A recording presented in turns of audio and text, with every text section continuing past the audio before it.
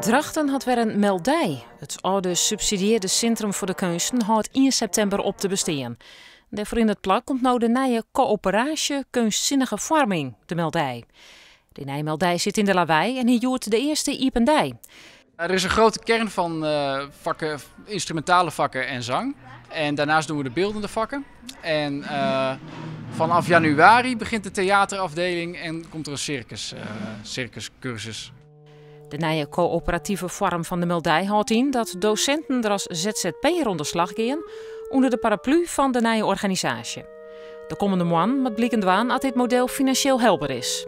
In principe is ons bedrijfsplan oké. Dat moet houden.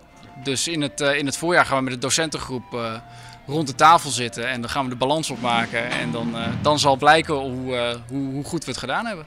Van de 55 docenten van de oude meldij doggen vreest aan 22 onder nieuwe opzet mee. Voor de docenten, vooral docenten die niet een volledige baan hebben, ja, dan denk ik dat dat behoorlijk spannend is. Want het is toch al even nieuw. Je hebt met de machine erin gaat. En qua inkomsten is natuurlijk alles minder zeker, is veel onzekerder.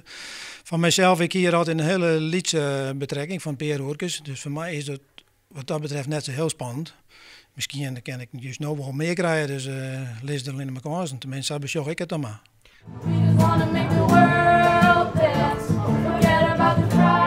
Nieuwe leerlingen worden tracteren op demonstraties van leerlingen die het al 4 vorderen binnen.